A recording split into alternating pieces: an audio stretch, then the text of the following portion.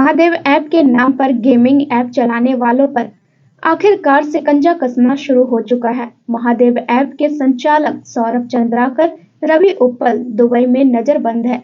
जल्द ही उन्हें भारत लाने की तैयारी चल रही है। महादेव ऐप गेमिंग को लेकर शहर वरिष्ठ पत्रकारों से खास बातचीत। भिलाई में इन दिनों महादेव सट्टे के नाम पर एक बड़ा बवाल मचा हुआ है। जो इसके ऑनर हैं, जो इसके संचालक हैं, वो पुलिस का दावा है कि वो पकड़ के लेके आ रही हैं, लेकिन अभी तक उनको हिंदुस्तान में लाया नहीं गया है। और ये महादेव ऐप ने एक ऐसा पूरे देश में तहलका मचा दिया, जो भिलाई से ही, भिलाई का जो युवा था वो उसने बनाया और पूरे देश भर में इसको, अन्य देशों में भी इसको प्रचलित कर दिया। और ऑनलाइन सट्टे के चपेट में युवा वर्ग सबसे ज्यादा प्रभावित हुआ। इसी सब विषय को लेकर हम चर्चा करेंगे। हमारे साथ वरिष्ठ पत्रकार हैं संतोष यादव जी, डीके साहू जी। इन्हीं से बात करते हैं। सर, ये बताएंगे कि एक छोटे से भिलाई शहर का लड़का वो इतना बड़ा ऑनलाइन सट्टा ऐप चलाया। हम लोग पहले दूसरे तरह के सट्टे को जानते और समझते थे, लेकिन कोई भिलाई का लड़का इस तरह कर देगा, उसके बैकग्राउंड क्या थे, थोड़ा सा बताएंगे दर्शकों को। सबसे पहले बात ये है कि आखिर ये सट्टा जो है या महादेव जो ऐप, गेमिंग ऐप है, या सौरभ चंद्राकर है, इसी शहर में रह के इतना बढ़ा क्यों? जूस फैक्ट्री चलाता था और जूस फैक्ट्री चलाते चलाते वो महज 2 साल में वो राष्ट्रीय अंतर्राष्ट्रीय स्तर पर छा गया। तो कहीं ना कहीं सिस्टम की कहीं कोई गड़बड़ी थी, कहीं ना कहीं कानून व्यवस्था की कहीं कुछ गड़बड़ी थी। जब एक शुरुआती दौर जब सौरभ चंद्राकर का था, उस समय नकेल कसी जाती, तो आज जो भिलाई का या छत्तीसगढ़ का युवा वर्ग जो अपने कैरियर बनाने के समय में सट्टे में लिप्त है, उसका जीवन तो बर्बाद नहीं होता। तो बढ़ने का कारण भी कहीं ना कहीं सिस्टम था। तो ऐसा क्या था, लगा वो कहाँ टर्निंग पॉइंट आया? वो जूस बेचते बेचते टर्निंग पॉइंट कहाँ हुआ, ऐसा कुछ समझ आता है आपको? जो सौरभ, उसके पिताजी भिलाई नगर निगम में पंप ऑपरेटर, और सौरभ पढ़ाई में तेज था। हालांकि मैं तारीफ उसकी नहीं कर रहा हूँ, क्योंकि पढ़ाई में तेज था और उसका ज्यादातर ध्यान सट्टे जुए में ही रहता था। जो उसके बारे में जो जानकारी हम लोगों ने इकट्ठा की, ज्यादातर जुए और सट्टे में ही उसका ध्यान था।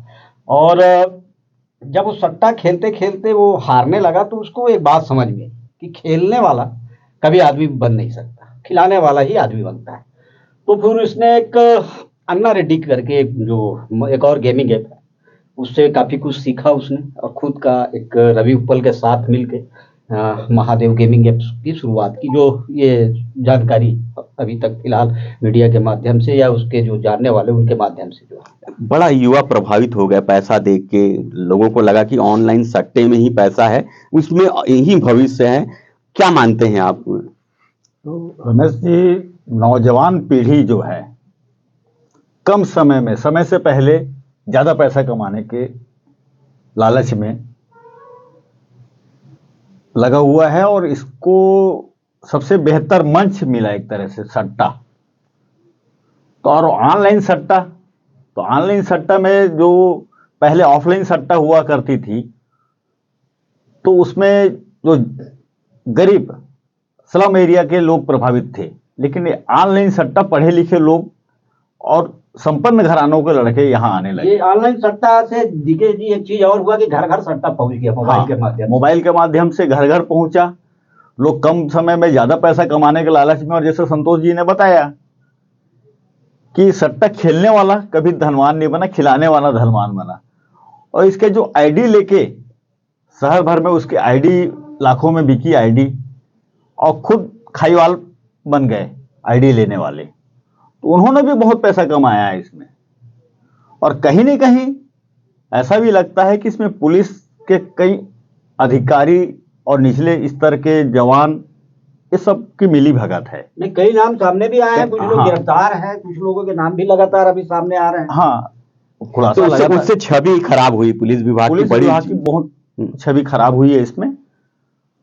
तो मैंने तो आपको शुरू में ही कहा था रमेश जी कि सिस्टम अगर चाहता, शुरुआत में ही अगर नकेल कसी जाती, तो इतना बड़ा साम्राज्य खड़ा नहीं होता। केंद्र सरकार ने ऑनलाइन सट्टे में रोक भी लगाया है, तो उसका कुछ प्रभाव पड़ा दिखता है, ऐसा कुछ दिखता है आप लोगों को? हाँ, थोड़ा प्रभाव अभी पड़ता हुआ दिख रहा है। अब आगे देखते हैं कि इसके अब कितना प्रभाव और नजर आता है।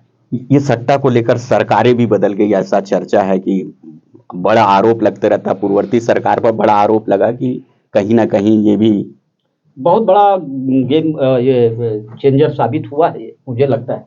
क्योंकि चुनाव के हफ्ता 10 दिन पहले एक वीडियो आपको याद होगा, शुभम सोनी का वायरल हुआ था, जिसमें उसने दावा किया था कि वही मेन जिसका प्रमोटर है ऐप का, और ये जो उसके वर्कर हैं सौरभ और रवि, और उसने ये भी दावा किया था कि किस्तों में उसने जो तत्कालीन सरकार के मुखिया थे, पूर्ववर्ती सरकार के, उसको 508 करोड़ रुपया दिया था। तो ये बड़ा छत्तीसगढ़ में बात बहुत तेजी से फैली, पूरे देश में फैली, और कहीं ना कहीं ये मुझे लगता है कि गेम चेंजर बना ये। रवि उपल की बात हो या सौरभ चंद्राकर की गिरफ्तारी की हवा उड़ रही है, लेकिन कहीं पे भी ऐसा कुछ नहीं है, मीडिया में ही देखने को मिल रहा है कि गिरफ्तार हो गए गिरफ्तार, लेकिन ऐसा कहीं कुछ जानकारी छनकर सामने नहीं आ रही कि सही में गिरफ्तार हो गए। नहीं, क्या क्या सच्चाई क्या है? वो नजरबंद किए जा चुके हैं दुबई में, और अभी चूंकि दुबई में जो शीतकालीन छुट्टियां चल रही, जो मैं जानकारी, तो वहाँ जो न्यायालयीन प्रक्रिया अभी बंद है, कोर्ट बंद है, और जैसे ही कोर्ट शुरू होगा, शीतकालीन छुट्टियां खत्म होगी, तो फिर उनके लाने की प्रक्रिया शुरू हो जाएगी। तो ये नजरबंद किए हुए हैं और हिरासत में। इनके हिरासत में आने के बाद क्या लग रहा है कि अब टोटल बंद हो जाएगा, महादेव का नाम का सट्टा बंद हो जाएगा, ऐसा लगता है कि कोई ना कोई संचालित करते रहेगा? क्या क्या लगता देखिए, है? सारा कुछ सिस्टम पे निर्भर है रमेश जी। पैसा एक ऐसी चीज है जो सबको अच्छी लगती है, और जब सौरभ चंद्राकर, रवि उपल जब आएंगे, गिरफ्तार होंगे, उनके पर क्या कार्रवाई होती है वो देखेंगे, लेकिन कहीं ना कहीं कोई दूसरा तैयार हो जाएगा। उनकी शादी की भी बड़ी चर्चित थी कि 200 करोड़ से ज्यादा खर्च हो गया शादी में, जो गए थे उन पर भी पूछताछ हुई, ऐसा कुछ कुछ सामने निकल कर आया था, क्या था वो सब? हाँ, शादी के वीडियो वायरल हुए थे, बहुत महंगे महंगे जो सेलिब्रिटी हैं उनको भी सौरभ चंद्राकर ने अपनी शादी में बुलाया था, और भिलाई दुर्ग के भी कई लोग उस दौरान, शादी के दौरान दुबई गए थे। पुलिस की नजर उन पर भी है, और हो सकता है कि कुछ चौंकाने वाले नाम भी आने वाले समय में सामने आ सकते हैं उनकी गिरफ्तारी। मतलब मैंने तो सुना है कि शहर के कुछ पत्रकार, शहर के कुछ पुलिस वाले, शहर के कुछ जनप्रतिनिधि, हाँ, ये लोग भी गए थे। चर्चा है, ऐसी चर्चा है। वो जांच के बाद ही सामने आ पाएगा कि कौन कौन है वो सफेद पोश। क्या लगता है जांच वोच होगा, ऐसा लगता है? हाँ, जांच तो चल ही रहा है, लिया होगा ही। अब जब सौरभ को यहाँ ले आ जाएगा भिलाई और यहाँ दुर्ग, उसके बाद उसका जो बयान होगा, पूछताछ होगी उससे, पूछताछ के आधार पे। अब लोग महादेव के नाम पे डरने लगे हैं, कमेंट्स करने से भी कोई बोल देता कि महादेव की कृपा होगी, तो उस पर भी नाराजगी रहती। तो महादेव का नाम ऐसा नहीं लगता कि बदनाम हो गया इसमें? हाँ, ये थोड़ा सा अच्छा सवाल आपने, कि जो आस्था का विषय है, जो हमारी सदियों से श्रद्धा का विषय, एक बड़ा नाम है महादेव, उसको इस नाम से ऐप बनाकर इन्होंने उसको काफी बदनाम करने का प्रयास किया है। तो महादेव का जब त्रिनेत्र खुला, तो ये सब देखिए, साम्राज्य ध्वस्त हो गई। आपकी क्या राय है इसमें? नहीं, संतोष जी ने सही कहा, महादेव का त्रिनेत्र अब खुल गया है। जिस तरीके से खबरें आ रही कि सौरभ चंद्राकर की गिरफ्तारी हो गई है, नजरबंद हो गए हैं वो, रवि उपल गिरफ्तार हो गया, कई दिनों से चर्चा चल रही है, उनको लाने की प्रक्रिया चल रही है, तो इससे लग रहा है कि जिन्होंने भी महादेव के नाम का दुरुपयोग किया है उनके अब बुरे दिन आने वाले हैं। युवा पीढ़ी से क्या कहेंगे कि चकाचौंध में ना फंसे? क्यों, क्या कहना चाहेंगे कि युवा पीढ़ी सबसे ज्यादा प्रभावित थी? उनको लगता था कि रातों रात पैसा बन जाएगा, पैसा आ जाएगा, हम सब कुछ सुविधाएं भोग लेंगे, लेकिन अंत तो बड़ा बुरा ही दिख रहा है। युवा पीढ़ी से मैं यही कहूंगा, ठीक है, बन जाएगा, सब कुछ हो जाएगा, तत्कालीन में सब कुछ हो जाएगा कि आप बड़े आदमी बन जाएंगे, आपके पास करोड़ों आ जाएगा, लेकिन जो अवैध पैसा होता है, जो अवैध कारोबार से, अवैध धंधे से कमाया गया पैसा होता है, वो जाता भी वैसे ही। आप देख लीजिए हसर सौरभ चंद्राकर का, अब जब वो भिलाई आएगा, दुर्ग आएगा, तो रवि उपल और सौरभ चंद्राकर का आप हसर देख लीजिएगा। तो युवा पीढ़ी से मैं यही कहना चाहूंगा कि इस कैरियर पे ध्यान दीजिए, इस जल्दबाजी में, कम समय में पैसा कमाना, सट्टा, ये सबसे दूर रहे तो क्या है, क्योंकि इसके परिणाम आज नहीं तो कल बुरे ही आएंगे। भिलाई का एक अच्छा नाम था, या पढ़ाई में हो या और विषयों में भिलाई- हो, लेकिन भिलाई एकदम बदनाम हो गया। एजुकेशन हब से सट्टा हब बना दिया गया इसको। किसी जमाने में शिक्षा धानी के नाम से प्रसिद्ध था भिलाई, लेकिन पिछले 2 साल 2.5 साल के अंदर में ऐसा हो गया है कि महादेव ऐप के नाम से पहचान बनने लगी पूरा देश में भिलाई की। ये गलत है। और ऐसे इस तरीके से जो शहर को बदनाम किए हैं महादेव ऐप के जरिए, उनको नहीं बख्शा जाना चाहिए, उनके खिलाफ कड़ी कार्रवाई करना चाहिए, ताकि भविष्य में कोई दूसरा सौरभ चंद्राकर और रवि उत्पल पैदा ना हो सके। नहीं, और खत्म करने से पहले रमेश जी, मैं एक चीज मेरे मन में है, गुब्बार है, वो मैं बोल दूं कि इस बात की भी जांच होनी चाहिए पुलिस महकमे के द्वारा। यह जो सरकार बदली है उनको इस बात की जांच कराना चाहिए कि सौरभ चंद्राकर रवि उत्पल को इतना आगे बढ़ाया किसने।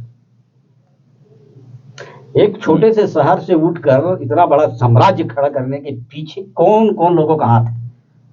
बिना सपोर्ट के, बिना पॉलिटिकल सपोर्ट के, बिना प्रशासनिक सपोर्ट। कानूनी सपोर्ट के यह संभव था नहीं।